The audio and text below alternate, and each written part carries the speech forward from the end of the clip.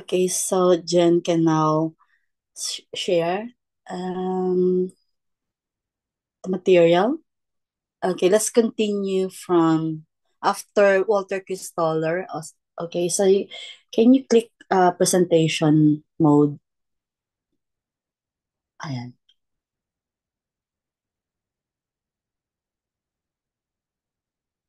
Ayaw ba? Ayan. Okay. So our next concept is the range and threshold.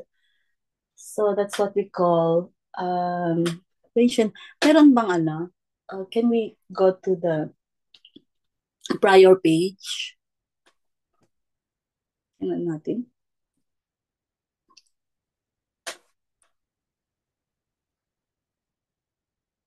And so that's the Dito pa tayo nag-last kagabi, ma'am. okay. So we can go now to the next one. That's the range and threshold talaga, no? So we have that theory or range and thresholds of goods and services. So if you remember yung discussion natin on central place theory by Walter Kistoller. So yung page na yun of the book, I think I mentioned also that that's exactly the same page of the book that was copy pasted from that book to the test question uh, in previous board exams. So that was natandaan din ninyo, BJL, Berry and Garrison. So they're connected, okay? So what are range and threshold? And we can say, I will read this one. Concepts of range and threshold shape the distribution of central places. So you see now the connection, okay? Um, Different goods and services vary both in threshold and range. So the definition here is threshold is the minimum level. Can you see the drawing at the same time? Uh, it's the minimum level of effective demand that will allow a firm to stay in business, the minimum market needed to bring a firm or city selling goods and services into existence and to keep it in business. Alternatively, it can refer to the minimum amount of purchasing power necessary to support the supply of goods and services from a central place. Normally, the threshold is found within the range. Okay, can you see the drawing? So as the diagram, you're looking at the diagram, and threshold population is the minimum population necessary to support the service activity. So stay there, don't move the slide yet.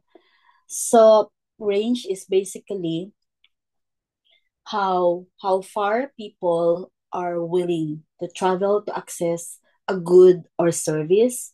For example, you will travel farther for a hospital visit than for a loaf of bread. So, and the threshold is the minimum level of demand needed for a business service to survive. That's the smallest population or market size that can support a store, school, or any service. So, why do this matter? Different goods and services require different ranges and thresholds.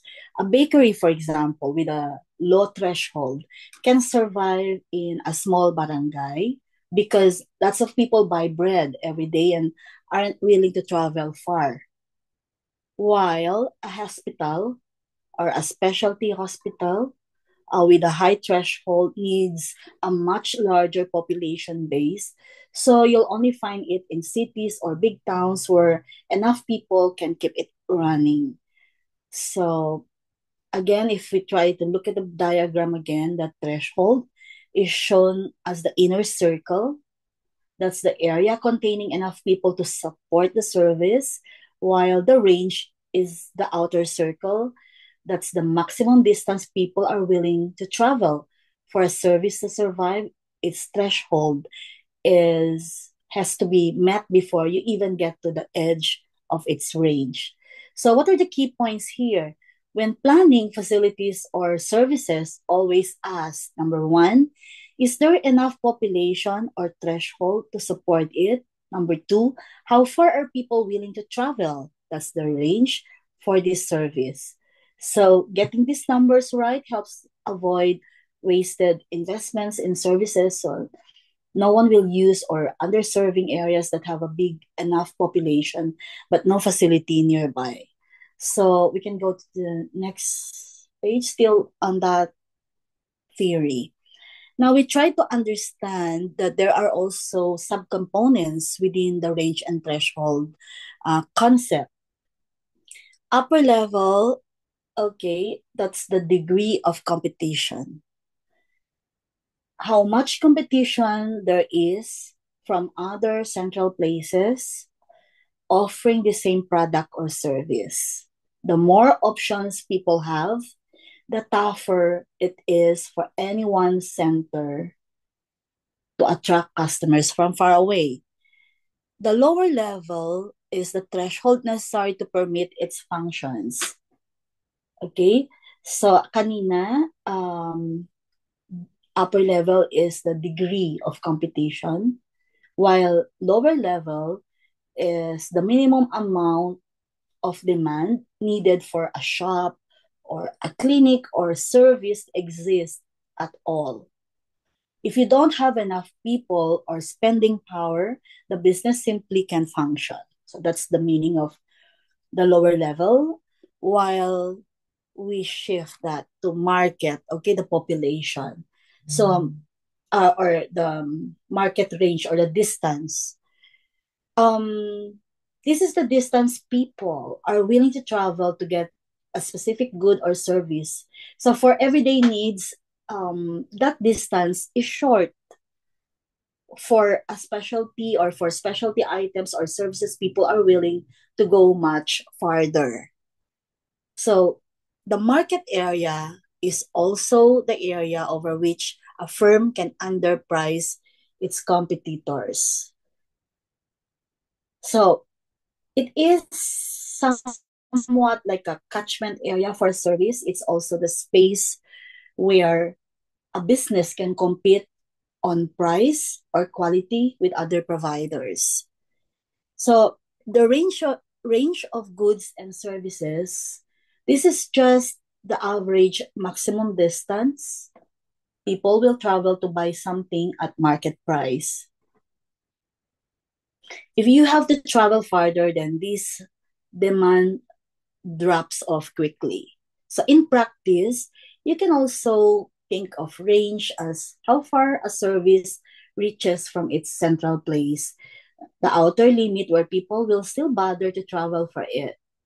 Okay? So beyond that, demand goes to zero. So why is this important for us planners? When you're again, I mentioned earlier that when you're planning for new facilities, then yeah, because we need hospitals. For example, in your area you don't have hospitals, and the quality schools that you want uh, um to enroll in.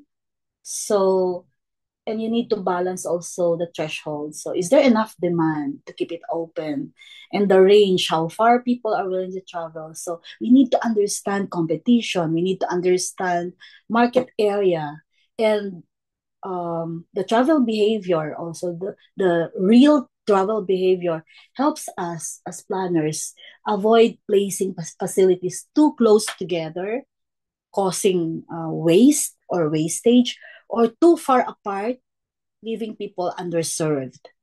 So we go to the next one. This is important because this is now, it shows us in this slide how central place had evolved, how market centers consolidate in metropolis. So um it's where August Loche, okay, built on Chris Stoller's theory to explain what actually happens as cities grow and markets become more interconnected. So from hexagons, you remember central place theory by Walter Christoller, and he described it, or he illustrated his concept or theory through hexagons. Okay, and this one is from that central place hexagons to August Losch sectors or sector illustration. And Christoller's model gave us an organized system of hexagons, each with its own center.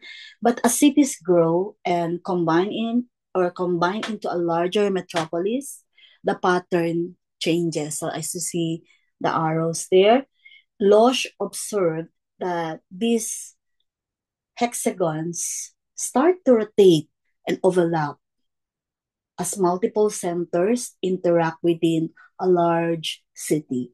The maps on the left there, you can see the left illustration.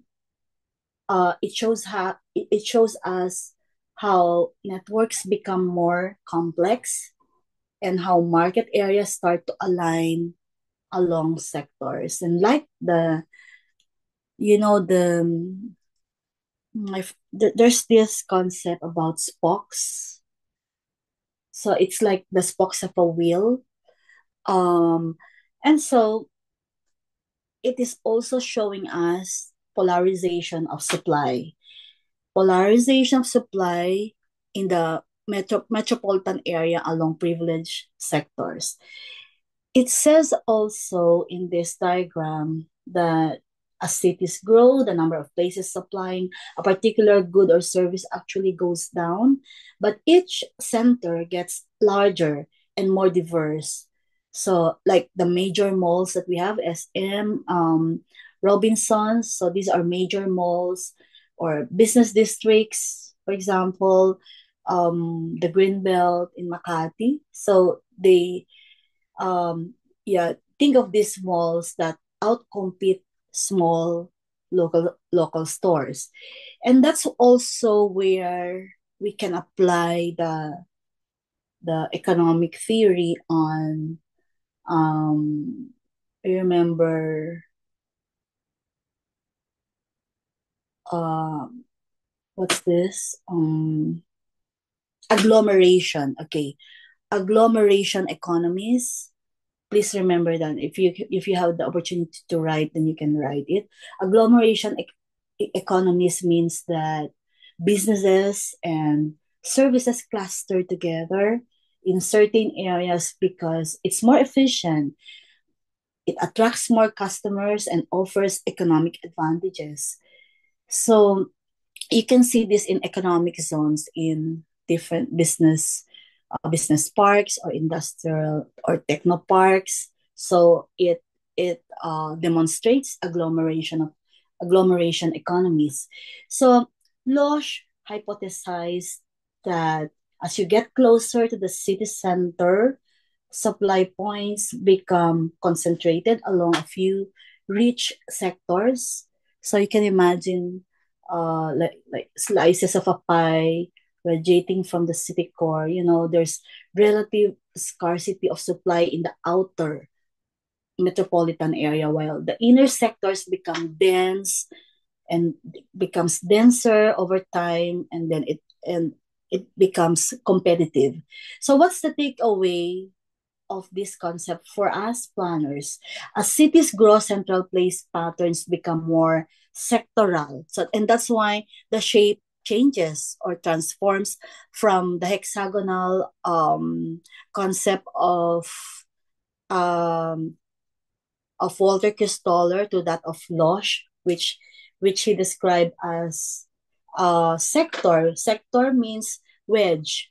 Okay, so the central place patterns become more sectoral and polarized, and not just circles or hexagons. So services and economic activity concentrate in specific directions or corridors, often following infrastructure, and some areas benefit much more than others. So recognizing this helps us anticipate where future growth, congestion, and opportunity will appear, and where intervention may be needed to avoid inequality in service areas. So we can go to the next concept. That's the rank size rule by George Zipf. Okay, that's the one. I think this is very popular, even non-planners. I remember when I was in college, alam ko na rin ito. So yung rank size rule na yan. So that's a concept that helps us understand the distribution of city sizes in a country or region. So where did it come from? The rule is based on the work of George Zipf. He was a linguist who noticed patterns in how words are used in language. So urban planners and geographers later adapted his ideas to city population and urban hierarchies. So what does it say? The rank size rule looks at the relationship between the size, means the population of a city, and its rank in the urban system. If you list all the cities in a country by size, you'll find that population of each city tends to be inversely proportional to its rank. So how does that work then? Uh, it means the largest city is ranked 1. The second largest is ranked 2, and so on and so forth. The rule says the population of the second largest city is about half the population of the largest. The third largest city is about one third the size. The fourth is about one fourth, and so on. And it has a mathematical formula, okay? Pn equals P1 over n raised to the q. Okay, where Pn is the population of the nth ranked city, P1 is the population of the largest city, and N is the city's rank. So, for example, if Metro Manila has 12 million people, for example, okay, the second largest city should have around 6 million. The third largest, about 4 million. The fourth, about 3 million, and so on. So that's the rank size rule, not necessarily um, the more scientific one, the more scientific formula, especially in population projection. But we still have to understand the rank size rule by George Zipf. So why does this matter? It helps us quickly assess if a country's urban system is balanced, or if one city is disproportionately large. We call it a primate city, like Manila or Bangkok in Thailand. So these are considered primate cities. So it does not follow the round size rule. If the actual population fits the rule, the urban system is well distributed. If the biggest city is way bigger than the rule predicts, you might have issues like overconcentration of services, economic power, and problems with congestion, while other cities may lag behind. So, what's the key point in this particular rule? The rank size rule is helpful way to understand city systems, identify imbalances, and guide policies for regional development and decentralization. So we can explain further about the rank size rule in the next. Okay, so that's the. So I gave you the formula earlier.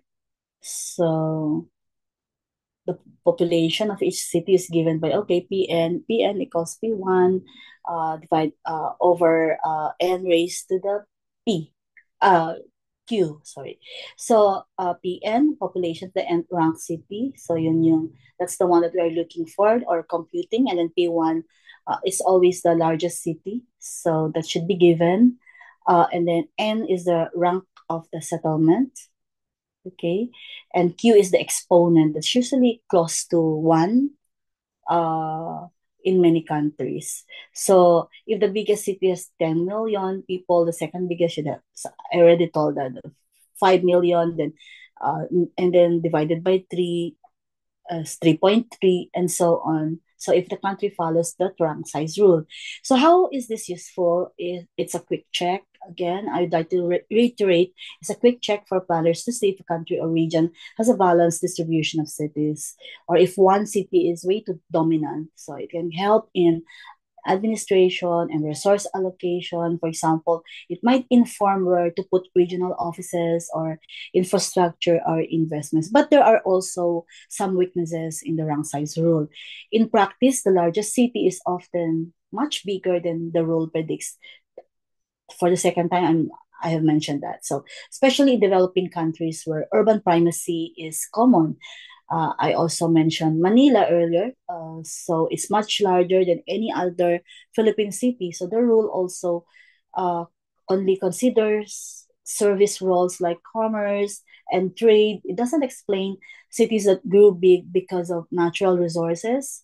So it's just commerce and trade. So like mining towns or oil cities, or due to historical or political reasons. So the bottom line here is that the rank size rule is a handy tool, but it's not perfect. It works best in countries with a well-balanced urban system and doesn't capture the messy, the real or the more realistic factors that shape how cities grow. So we can go to, I think the next one is William Alonso. We can go there. Okay, so that we can proceed to the questions later. Next slide. Next slide. Okay. Pahirap ikaw ng click ka na. So, di ba, meron tayong agricultural rent theory um, by Von Thunen. And so, there's another one, which is urban bid rent. Okay, urban bid rent theory by William Alonso. It's also concentric like that of Von Thunen. But the theory says that the way land is used in cities isn't random. Instead, there's a kind of auction happening. Different land users like shops, offices, factories, and residents bid for land in different places, depending on how much it's worth to them.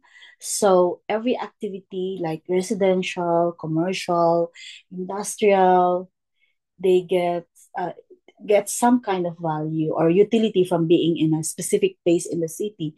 So the amount that each activity is willing to pay for land is called the bid rent. Also, where different users compete for the same site, the one willing to pay the most usually gets it. So that's why it's called bid rent. And this highest bid sets the market value for that site. So what does this mean for the layout of cities? Land value is highest at the city center, like the CBD, okay, because that's where accessibility is best, like jobs are there, shops, transport are all close by. So as you move away from the center, land value drops. That's because being farther from the center means more travel time and cost for people and goods, lower expected revenues for businesses, less demand for land. As a result, you see a pattern. The CBD and commercial areas cluster at the core where rent is highest. Okay. And then industrial zones tend to be farther out where land is still accessible but cheaper. While residential areas spread outward as people are willing to trade off longer commutes for lower land prices and more space. Beyond that, you get agricultural land and forest, places where the bid rent is lowest. So you can see I'm trying to explain the hierarchy of these concentric circles within the urban bid rent theory. So people make trade-offs. Household and businesses balance cost, accessibility, and land use. Some pay more to be close to to the activities, so or to shops, while others go farther out to get more space or cheaper land. So this theory helps explain why cities develop in rings or zones and why land prices are so much higher downtown than in the suburbs or countryside. So it's also useful to understand urban sprawl, congestion, and where to focus infrastructure investment. We can continue. So to the next slide. Um, okay, next slide. Still, I think about William Alonso. Speaking of gradient, and so what's the gradient all about?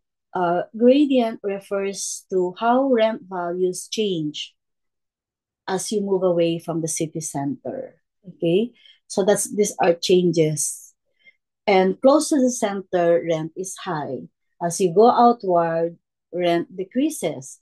So this also relates to density, the most central accessible areas or the most valuable. So they're used more or most intensively. Like there are more skyscrapers there.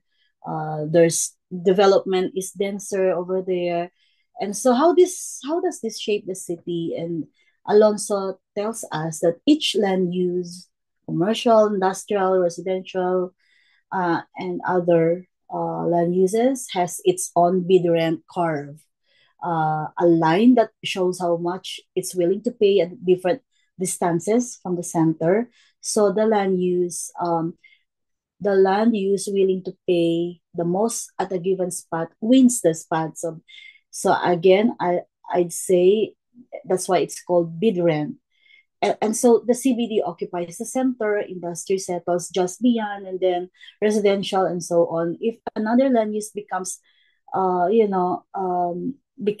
new demand, then there's new transport or, for example, zoning changes, it can replace the previous use. So what does this mean in practice? Cities change over time, right? So, for example, a former industrial zone near the center might get redeveloped as residential or commercial, yeah, simply because someone's willing to pay a higher rent for the space. And so the rent gradient, how quickly rent falls as you go out, explains why the city is denser in the middle and more spread out in the periphery. So the bid rent theory and its rent gradients give us a powerful tool for predicting urban growth, understanding zoning changes, and anticipating redevelopment pressure in central locations. It's basically a market driven explanation of why land values, why density and land uses shift as cities evolve, isn't it? When a city experiences uh, urban decay, and then it evolves either positively or negatively. So when and some cities would resort to new towns development as a strategy, they would locate bigger investments or bigger ticket uh, projects outside. So that's where they resort to um, new towns development. But if a city does decide to develop on site, so that's where you call so what's that? There's another concept to that you develop on site, and you don't think about locating outside, like Tarlac, for example, locating another um, government structures there. So, okay, we can go to the next slide.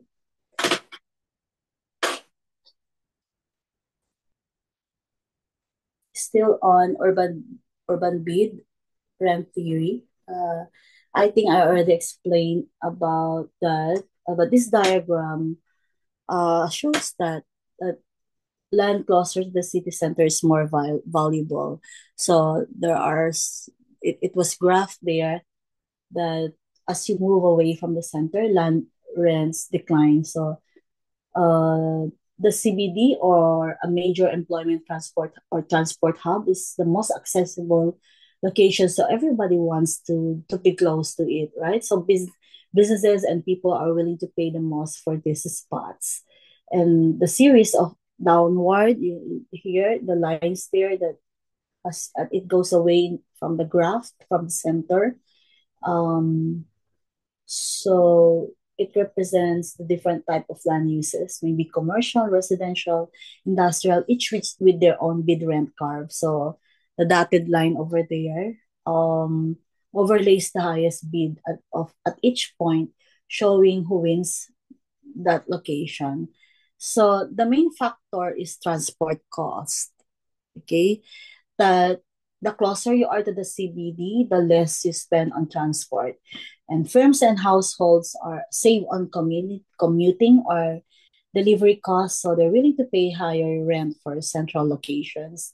And farther from the center, the money saved on rent is offset by higher transport costs and more travel time. So what's the result? Land gets sorted by who can pay the most. So we can go to the next.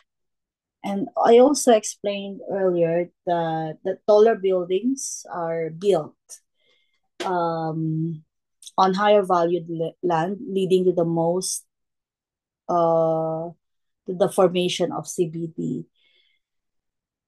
Um, so that's because only by building up can developers and firms make the most of those very expensive sites. This is why central business districts have skyscrapers, as I mentioned also earlier, while the outskirts, okay, we got another terminology there. So we already have similar terms like suburbs, rural, outskirts, okay. So while the outskirts have low-rise or single-family homes, also capital for land substitution, firm substitutes capital for land, enabling it to produce the same output on less land, or in other words, more output per unit of land.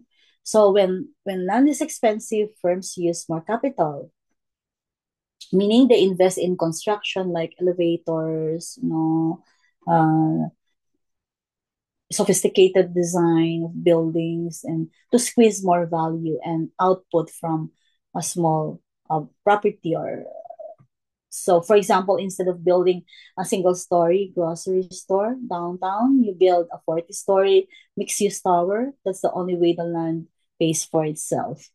Um, And then high land prices encourage companies and property owners to use their land as efficiently as possible. So the goal to get more output, meaning more offices, apartments, or stores per square meter, because every square meter costs a lot. So that's on efficiency and profit. So that's why the skyline peaks at the center and gently slopes down toward the edges. So it's also why you'll see intense, redevelopment pressure near the CBD. Old low-rise buildings get replaced by new high-rises, because someone's willing to pay a lot more for that land given the locations. We need to understand, as planners, we need to understand these pressures, which help us guide zoning, infrastructure, and investments. So there are also critics of the urban bid ramp theory. Can you go to the next slide? Okay. So we have critique and we have these assumptions. The theory assumes the city has a single center or nucleus, meaning one main business district that everything else orbits around. That many modern cities, like in Manila, for example, many other major cities in Philippines, we have multiple centers, right? So we also have edge cities and sub-centers also. And that's why if you remember the planning the PBS, right? So we determine it also guides us in if there's a need to add more CBTs in our respective LGUs. So the model now, this one, imagines a level playing field where all firms are identical. So no one has an advantage and everyone is just barely making ends meet, like zero economic profit. So, but in reality, so that's the critic. In reality, some firms have more power, better information, or unique locations that give them an edge. So land is sold to the highest bidder. Um, but in practice, government tradition or even social ties can influence who gets what land and at what price. So not just those who are willing to pay. And then all land is identical, so this is the assumption, except for transport nodes, which have higher accessibility. The only thing that distinguishes one location from another is how close it is to transport or the city center. But in real situation, land differs by topography, by history, zoning, infrastructure, amenities, and many more. So most cities, okay, for most cities aren't re, organized around one center.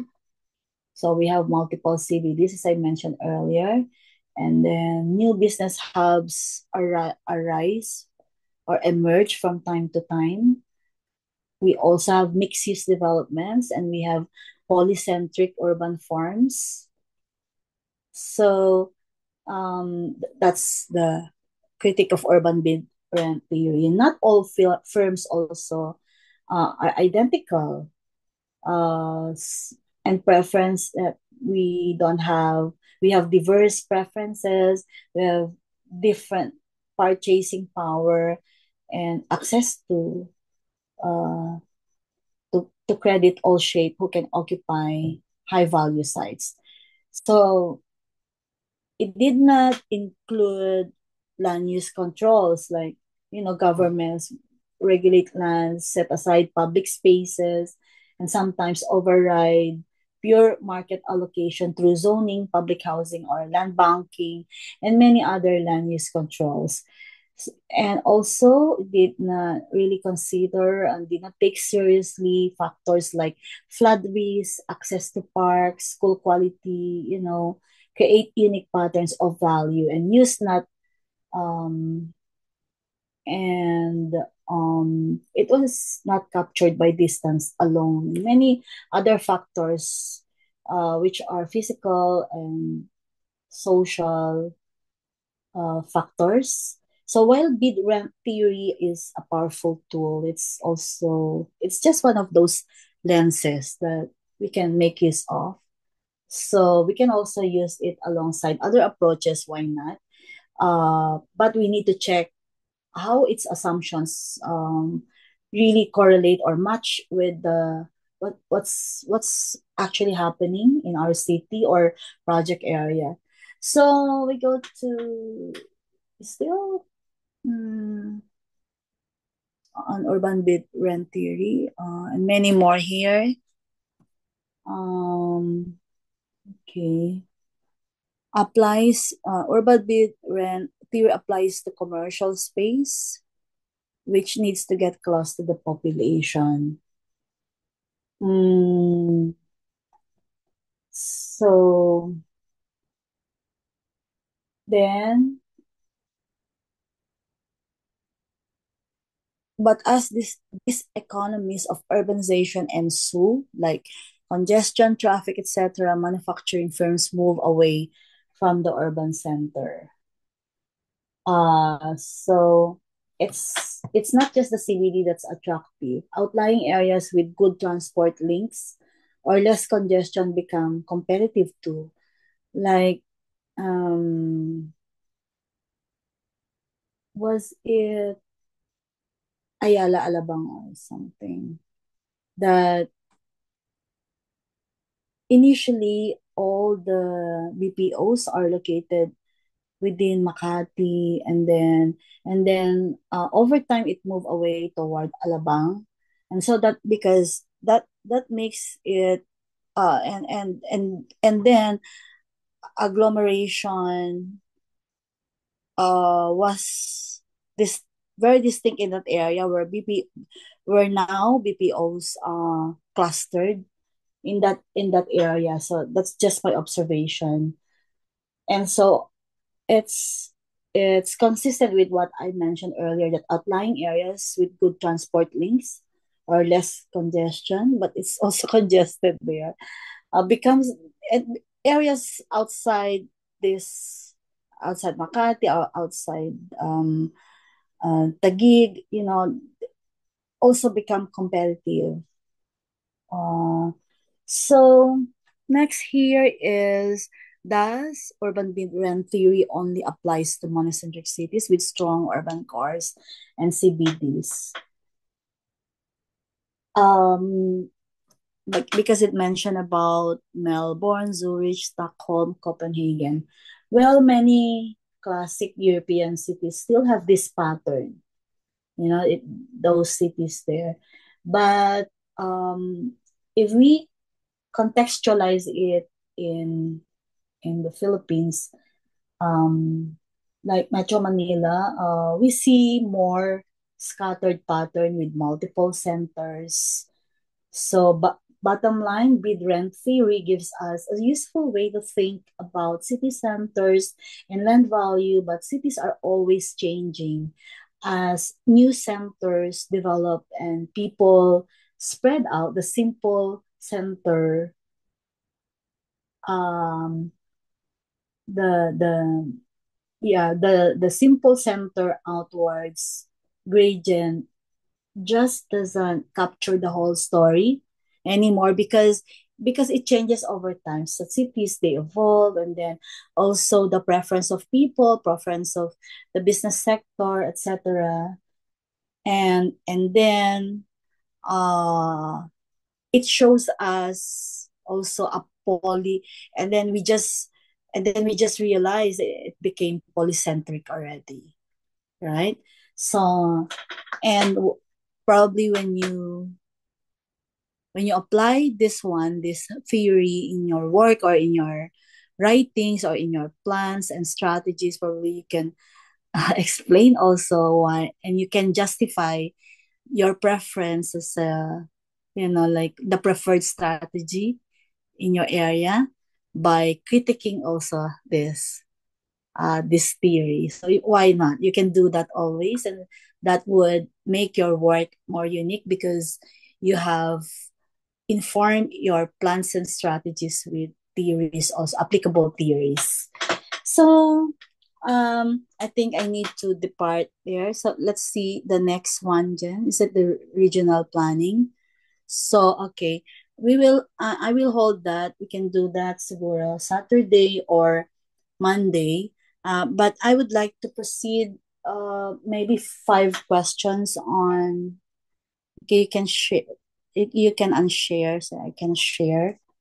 I would like to some questions kahit konti lang before you sleep, um about let's see. Ako yung mag-share na din. So that's the, let's see. Share screen, start broadcast on, okay, let's see. What's that? Okay. I think, saan tayo nakarating dito, Jo? Can you see? Okay na po, ma'am. Hmm. Sino yung nandyan? Yung mga bigising pa, di ba?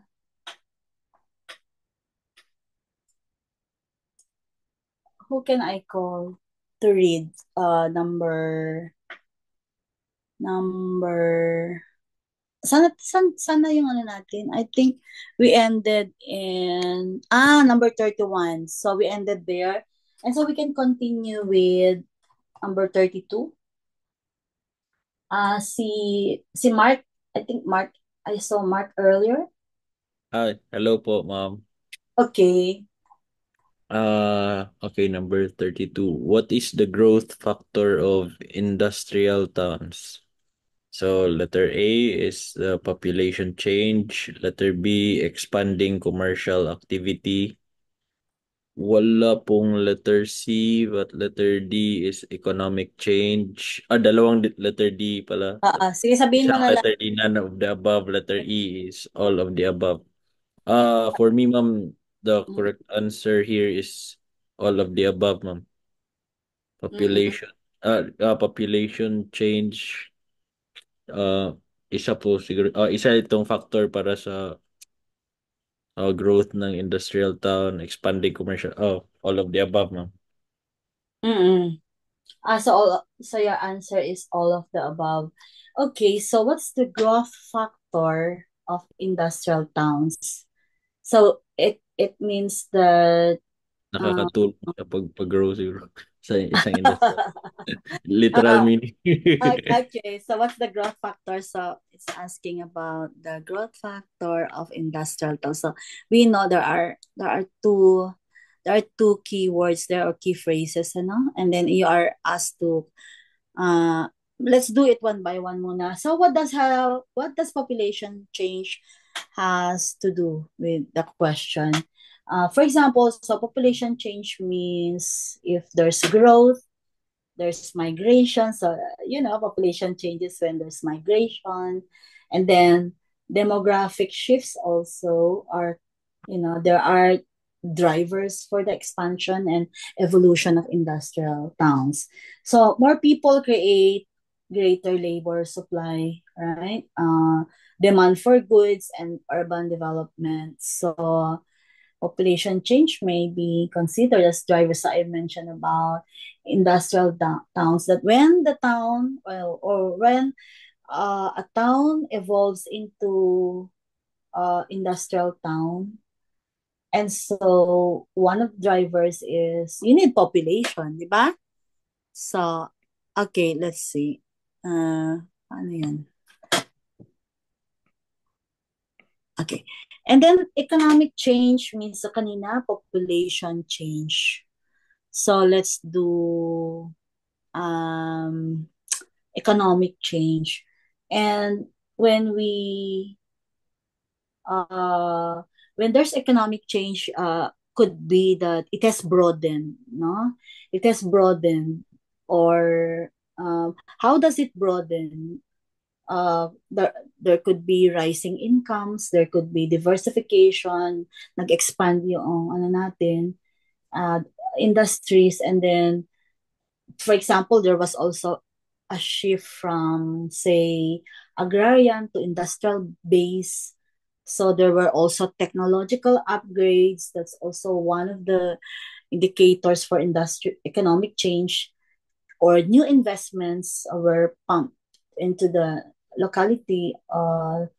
And they are all fundamental growth factors for industrial towns. So we can check on that, right? And then siguro ito yung A, B, siguro C ito, no? C. Sige. Expanding commercial activity. So ano yung effect niyan? When we grow, if commercial establishments grow, so what are these commercial establishments, like retail, services, logistics, etc. And it complements actually industrial expansion and contributes significantly to the vibrancy and economic base of industrial towns. And so we can check. We can check. Ang galing talaga ni Mark, ano? So, ano yung answer mo, Mark? All of the above po, ma'am. Yan, so that's the correct answer. All of the above, because when I was discussing in urban and regional planning, industrial towns grow due to a combination of these factors: population, expanding, and nakita ninyo yung ano niya, yung trend of the options. So, population change, economic change, expanding. Okay, so they're all a combination of this. They are all interconnected. Okay, so that's how we also when we decide to answer, when we decide for the correct answer, kasi tayo lang ang nakakagawa nun, di ba? We need to also recognize what's similar, and then yun yung ika-cluster mo to come up with the correct answer. Otherwise, if it's asking for an outlier, and then yun yung sinasabi but it does not belong to the group.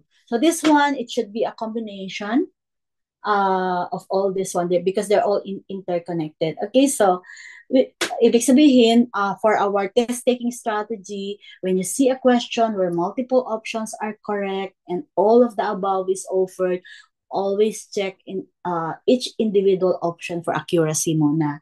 And then if all are valid growth factors, all of the above is the correct choice. So avoid none of the above. If you see something, if you see something valid there already. So unless all options are clearly wrong. Okay? So we go to the next, sino na yung parang si James? Sorry, sila lang I cannot see the participants here on Zoom. So Jen?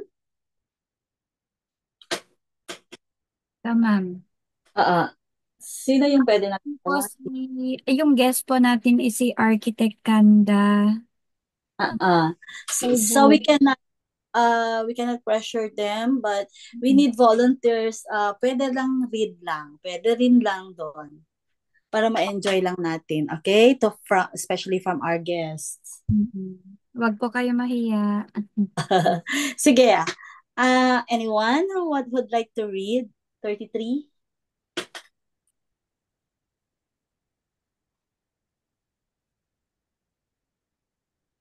No one? Sige, doon sa ating mga yung mga nasa group na natin. Sir Jumel. Si Jumel, kaya niya yan. RA 7586, also known as National Integrated Protected Area System, is otherwise known. Yun po sagot, ma'am. Okay, sa NIPAS? Opo, NIPAS. Okay.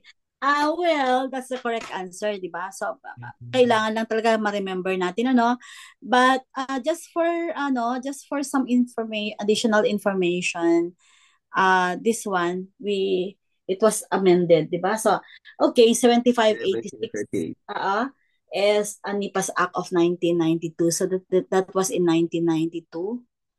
And it established the NIPAS, creating a unified framework for designating and managing protected areas in the Philippines. And we should know the law. What's the function of this law? It aims to conserve biodiversity, protect unique habitats, and ensure sustainable management of natural resources within protected areas. And we need to know also the key features of NIPAS, like it declares protected areas and prescribes their management. It sets up management structure involving the PAMBI. Do you know PAMBI? Protected Area Management Boards. So that's the management structure of NIPAS. And then it also stipulates rules on resource use, access, and protection. But it was already amended by RA 11038. Okay, so this is what we call the NIPAS. Okay. Act of 2018. So, what's the difference anyway? Well, it significantly amends and strengthens the original NIPAS in 1992. Ang ginawa lang niya is it expands the list of legislated protected areas, so from around 13 to 94 as of its passage. So nag-expand yung mga protected areas. And then it also provided for stricter penalties for violations. So that's one of the amendments. And then another one is it has improved mechanisms for funding, management, and enforcement also. It emphasized community participation. Okay, community participation and indigenous people's rights within protected areas. So, kapag wala namang 11,038 sa choices, then you need to answer 75,886. Okay? Um, you need to be very keen about what has what's the law that amended that RA 7586. Pag wala naman, pag ganito lang, and then could be easier. So we still need to know the original law. Okay? So especially we cannot really we can still expect outdated options, like it did not mention anyway that one, the expanded system, so just do that. We can now go to 34. Who else can read? IPRA. Okay, that is IPRA. Kanina NIPAS, and then INIPA in our NIPAS. So what is 33? Okay. Jen, can you select? Sino pwedeng matawag? Ay, sino pwedeng magbasa? Sir Jerome. Okay, si Jerome. 34. 34. IPRA law is the title of which legal issuance? Letter D, ma'am, RA 8371. Ito. Okay.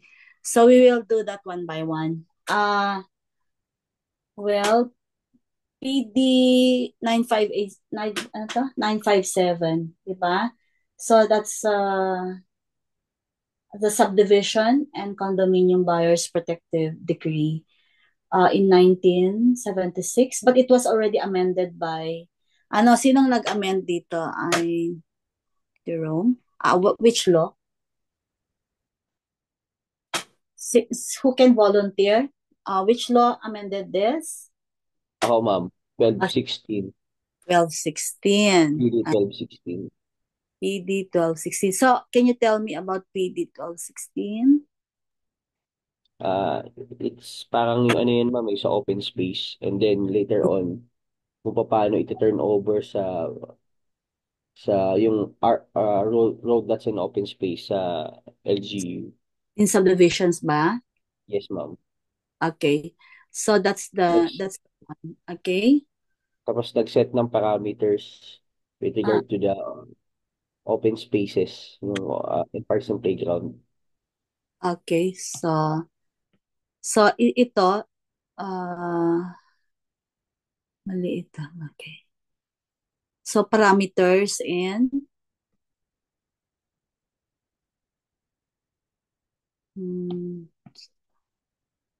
ano yung sinabi mo kanina? Parameters about open space, parks and playground, ganun. Other open spaces, so parks and Yes, play. ma'am. Okay. All right. So please remember this, ha? It might be, it might be asked. Also, there are HLURB resolutions and various EOs, di ba? That further define implementation. But it has not been superseded naman. So it's still there, di ba? Yes, ma'am. Okay. So EO 71, okay, asa na si Jerome? Si Jerome kasi is answer niya kanina ito. So we can continue with EO 71 naman is delegating. Is it still about subdivision plans? Saan na yun? Si Jumel. Can you continue this one? I think Ma'am, that is yung the EO devolution 70. of Sorry. Devolution of ano yun, mama? I think yung sa HLURB to Okay. LGU to approve subdivision plans, Okay. To LD. development permit. Okay. So, it's also what? Creation. But, Parang okay. So, okay. That's the delegated authority to approve subdivision plans to LGUs, di ba? It delegated that one. ah, And HLURB. However, there are no formal amendments, but the meron create ma'am. meron Trivia, ba? meron. According to Supreme Court, nakalimot ko lang yung GR number, Meron pero ba? yung Ah, alteration permit, hindi hindi siya part ng devolution nung ano, nung oh, so we will research on that sa niya jurisprudence niya. yes ma'am, Think meron na yun. Nakalimutan ko lang eh. Pero so Jumela, i-report mo sa akin ito. So let's send see ko ma'am. everyone will see also, and then we will spread para alam din ng iba. Now, under RA, kasi nakalagay kasi dito ay REO 71 that delegated authority to approve subdivision plans to LGs and HLURB. Now it became yung RE 11201, although hindi naman kasali dyan, but RE 11201, 'di ba ito na yung sa DSUD, 'di ba? Ganun ba 'yan? So that creation Ma'am. of DSUD RA 11201 in 2019. So it reorganized housing agencies, effectively absorbing, of course, HLURB functions, di ba? Kasi into the SUD and the Human Settlements Adjudication Commission. So, yun na lang yung i-research natin ito. So, it's not the IPRA pa din. And then, yung 72-79, so para makover natin lahat yung, yung question. Ma'am, meron na pala ma'am. Sorry. Ito na, Sige. nakita ko na. Ito? GR number 236342. Ulit, GR number 236342. 236342. Yan po Sige, ma'am. gawin natin ito ng case digest, para malaman din ng iba. So can you tell me the a case digest on this? We're not Ma'am, preparing for the bar pero just need to okay, sige. Peñon et al. Versus Antolin po ito ma'am. Ruled the alteration of subdivision plan is not one of the powers devolved to the LGU. Tapos Mm, meron siyang memorandum circular through DILG 2024-113. 20 2024-113. Oh, bago. DILG MC. Opo, bago lang po ito. Oh, DILGMC. Okay. Yes.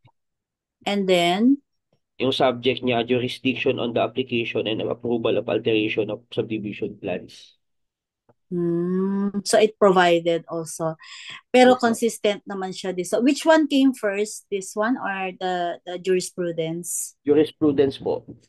So Nangyari kasi yan, ma'am, dahil si Davao City ayaw sumunod. So parang according to mama, Attorney Aguila of DSUD, now ASEC ng DSUD. mm, According to him, si Davao City ayaw sumunod. So si DILG na forced maglabas ng memorandum circular circular. to Hindi nila na-undermine nila yung jurisprudence, yes. Wala daw kasing guidelines eh. So naglabas ng guidelines Ah, si ah, DILG. but you know what? Of course, it has the equal weight with the law, ang jurisprudence, di ba? Alam naman natin na it forms part, yung sinasabi nila, jurisprudence forms part of the law of the land. So, hindi na rin kailangan sana ito, pero i-synchronize lang nila para mas maniwala sila. Parang ganun Ganun ba yan? And Yes, then ma'am, yes. they came out with the LG. Okay, it's interesting I will read that. Trivia lang yun. Maganda yan. Thank you talaga, Jumel. Okay. Okay, continue with 72, 79 para makarating na tayo doon sa answer ni ano. Okay, what's 72, 79, Udha? Sige nga. Matandaan mo ba? So, meron ding nag-amend na dito, di ba? That's urban development. RA 7279 is the Lina Law. Also, Udha. Of course, that's the socialized housing, urban development, anti-squatting, relocation, and balancing of housing needs. So, it was also amended by RA 9397 ba yan? 9397. 10884. Ay, sorry. Uh, 10884, ma'am. 10884. Oo pala, 10884 of 2016 Sige. Okay nga. RA, sandali. RA, Ma'am, parehas po yung RA 9397 at 10884 nag-amend. oo, nauna, pero pinaka-latest, Yung 9397, ma'am, yung section 12 po yung in-amend, yung part na section 12, tapos yung 10884 section 18 po. Okay, so, sige, mag-ano tayo, hierarchy ba yan, or mag-evolution tayo ng laws. So, dito, okay, RA 7279, it was amended RA 9397, no? Correct? Yes po, ma'am. Okay, so this one is 1992. And then ito ay 2007. That extended the period for compliance on, di ba? Yung parang meron compliance here, and then it extended the compliance and socialized housing for subdivision developers. And then, but in 10884, ano yung sinasabi doon sa 10884? Nagkaroon, ma'am, ng mga options for the socialized housing compliance from direct participation up to several mode of compliance, ma'am. Isn't it this law also created the SHFC? Ganun? Hindi Ay, ba? hindi po. So ito lang ay so mga RA 7279 yun, alam ko yung SHOPSI. so this one ito yung na-expand ba? Expand yung options? Yes, ma'am. Options for? Mode of compliance po ng socialized housing. Okay. Bakit kasi hindi nila naisip, dinahan-dahan. Magaling tayo sa ganito no? Yung parang installment na it could have been it could have been parang hindi na sana ma-expand ganyan. Siguro that's the yung sa Philippine laws kasi. Okay. Ito inamend na, pero in that amendment nakalimutan nilang ilagay yung and then they tested and then it did not become hindi naging effective yung amendments, so it lacked something, and so ito na yan, no? Ito na Yes, yan. ma'am. So okay, makaya ba ninyong i-memorize yun? 70 to 70. Ano kaya yung technique dito, Sigfrid, no? Para ma-memorize natin. Yun din po yung iniisip ko ngayon, ma'am. Medyo mahirap. My gosh, ito madali lang kasi linalo. Parang ang tagal-tagal ng 70 to 79 na yan, ano? Now, paano mo yan 93, 97?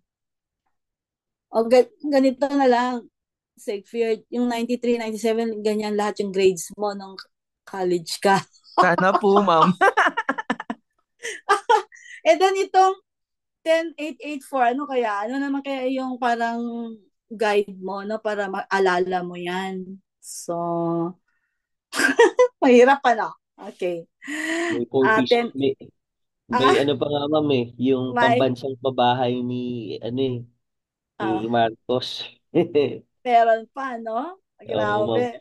Matirang matibay talaga sa exam natin, ano? So sabi ko nga, it's one of the most difficult kasi you don't know what's going to be asked. So yung sabi ni Jerome kanina, okay? 8371. Ano ba yung 8371 na yan?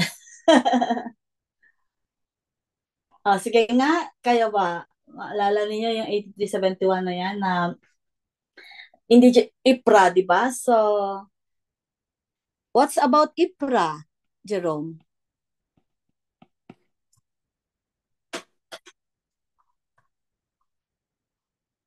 Do you agree with IPRA? Do you think so? It has not been repealed, yan pa din. Wala pa ding nag-ano dyan sa IPRA. Wala lang nakaimik sa inyo. Ako, ma'am. Sige. Na-create yung NCIP o National Commission The National for Indigenous People. Commission, okay. Tapos, na-establish yung nagkaroon ng guidelines and ma'am, na yung Philippines Constitution with regard to the ancestral domain. Ayun yun, ma'am. Kaya,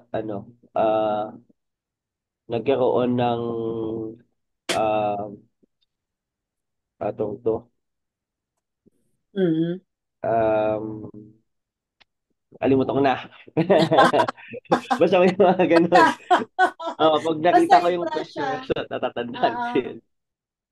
Well, for IPRA, ano pa ba yung isa IPRA na yan ay, okay, let me see. So yung nga, first, that was in 1997. It was passed in 1997. And then it recognizes and promotes the ICCs and IPs. So, ibig sabihin, the indigenous cultural communities and indigenous peoples. And then it also provided for the rights, how it protects rights to ancestral domains. And then, also self-governance, cultural integrity, social justice. So, yung mga social justice. And then yung sabi mo, yung sa NCIP, ayan. And then also yung FPIC, okay. FPIC. Meaning the free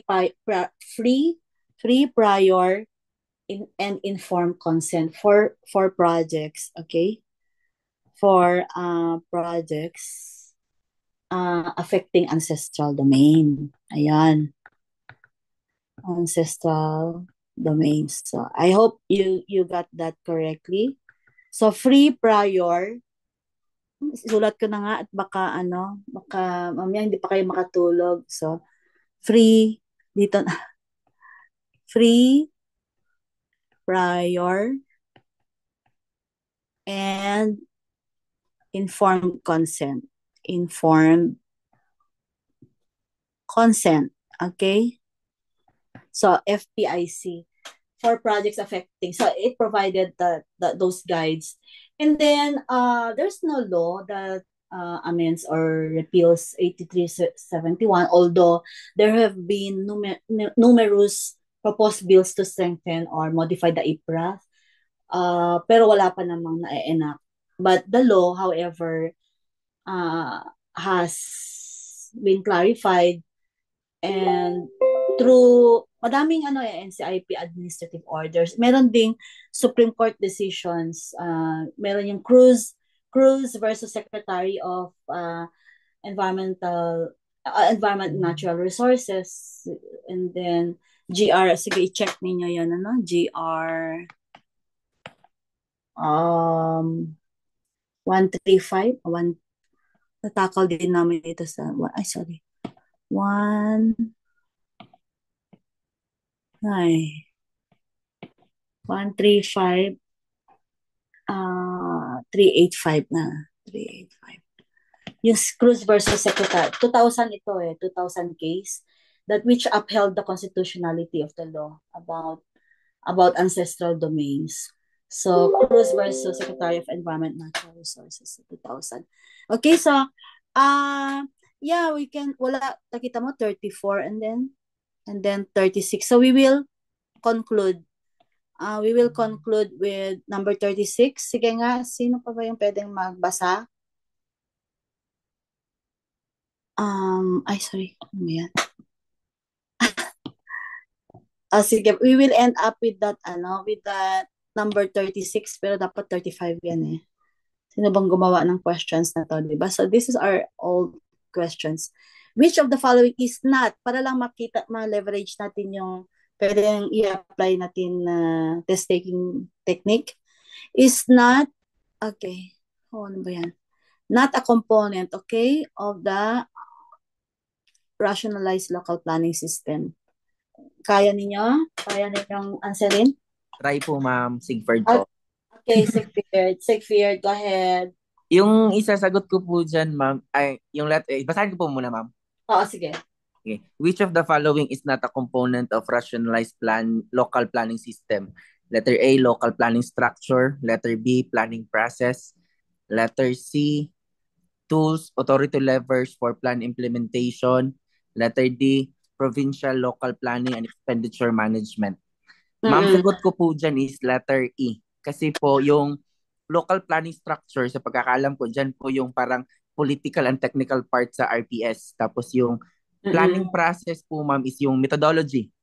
Tapos yung CLUP and CDP, syempre, yun po yung mandated ng LGC na plan. Tapos yung tools and authority levers, so ito po yung ways how to implement the yung RPMS, ma'am. Tapos yung provincial local planning and expenditure management, ma'am, though related siya kasi may planning, yung expenditure management po kasi, ma'am, is more on related to financing sa budgeting po.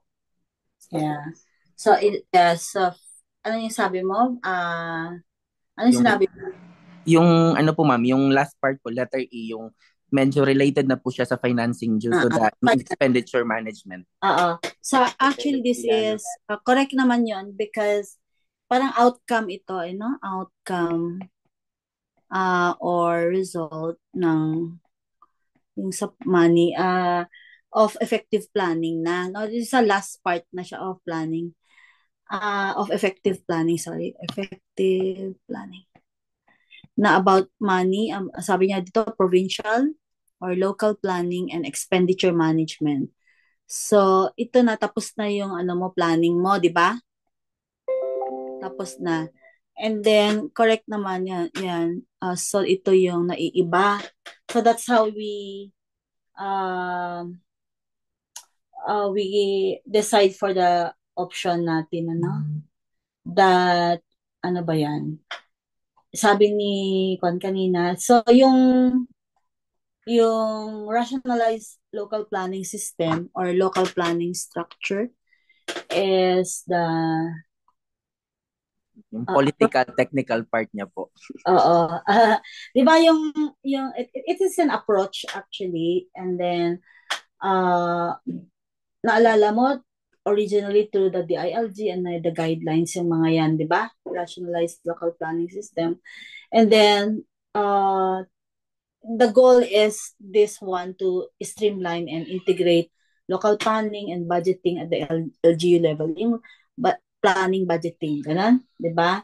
So that local plans are aligned and feasible and effectively implemented. So it's on the structures, processes, integrated plans, hindi lang yung sectoral plans, but there are also practical tools for implementation. So you got it right. So you have to do that kasi component siya. And then yung planning process, puro siya it's generic lahat yung expression of dito yung sa options and all.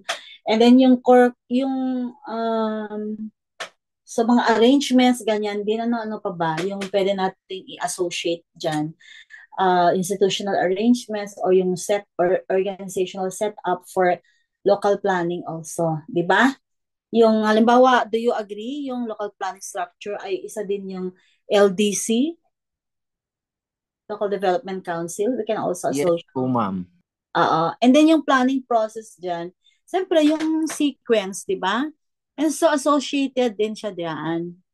Ayan, sequence ng 1, 2, 3, 4, 5, mga ganun. Kapag ka CLUP, and then we can say mga 12 steps, ganyan, or more, kung meron ka pang ano na idadagdag. And then pag CDP, meron din tayong ano. So these are the sequence of steps and activities from data gathering through to the monitoring, so like a cycle. And then yung integrate into CLUP, siyempre doon din yung CDP kasi we know naman CLUP and CDP is part. And then tools, authority, levers for plan implementation, di ba? What are these? So we have to know that the tools or authority levers for plan implementation, we need to also include zoning ordinances and then investment programs. So these are levers, investment programs. What else? Meron din tayong Police power, ma'am, di ba, kasama? it forms part of naman. We can also, pero hindi lang police power, yung mga Eminent domain. yun, police power. Meron din tayong eminent domain. Ano pa ba? Taxation, ganun, di ba? Fiscal. Okay, so taxation. Now, meron din tayong, siyempre, hindi natin pwedeng kalimutan because zoning ordinance, so legislation. Local legislation. Local. Baka kasi tanungin ito so kinakailangan ko lang isulat din. And then also, resource allocation. So, yun mga resource allocation natin. Paano So, and many more resource allocation. So, those are tools or authority levers for plan implementation. And it goes there. Tama naman si Siegfried na naiiba naman ito. Diba? So, that's the answer. Okay? Parang dapat yan, ma'am, is monitoring and evaluation. Alin? Yung letter E para makomplete yung diba? Alam mo na ha. So, primarily the CDP, ganyan kasi, and CLUP. Pero madami pa namang klase ng plans, diba? So, how many plans do we have in the LGU? So, merong AIP, ELA, etc. 36 po ata, ma'am. Grabe yung 36. Pero pag ako ang MPDC, I can have more. I-breakdown mo lang yun di ba? There's a time for breaking down, up and down the plans para mas specialized, and there's a time to incorporate it so that it decreases also and make it more comprehensive. So kung ako yung I can come up with 80. Alam mo yung nabilang-bilang ko to nung nasa DILG ako. I was really very patient hindi pa uso noon yung mga ganyan, yung daming plan ninyo, pero naisip ko na yan noon. So, ang tiyaga-tiyaga ko to teach all the MPDCs and the CPDCs during my time, hindi naman